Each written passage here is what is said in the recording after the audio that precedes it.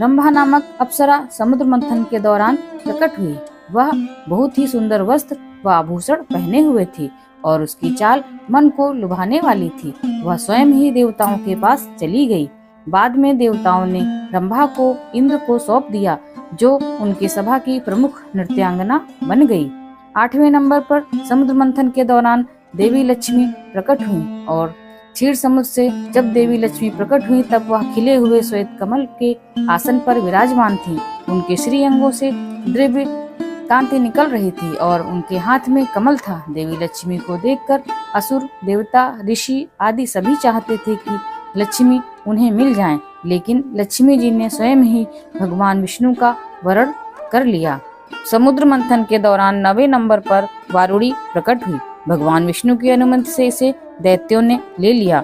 वास्तव में वारुणी का अर्थ मदिरा है और यही कारण है दैत्य हमेशा मदिरा में डूबे रहते हैं। 10वें नंबर पर दोस्तों समुद्र मंथन के दौरान चंद्रमा प्रकट हुए, जिन्हें भगवान शिव ने अपने मस्तक पर धारण कर लिया।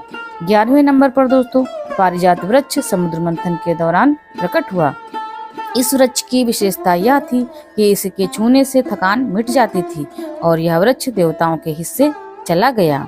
12वें नंबर पर दोस्तों 5 जन्य शंख समुद्र मंथन के दौरान प्रकट हुआ, जिसे भगवान विष्णु ने अपने पास रख लिया। इस शंख को विजय का प्रतीक माना गया है, साथ ही इसकी ध्वनि में बहुत ही शुभ माना गया है।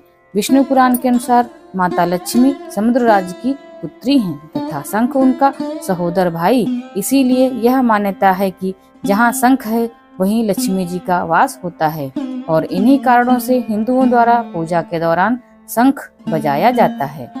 13वें नंबर पर भगवान धन्वंतरी समुद्र मंथन के दौरान हाथ में स्वर्ण कलश लिए हुए श्याम वर्ण चतुर्भुज रूपी भगवान धन्वंतरी प्रकट हुए।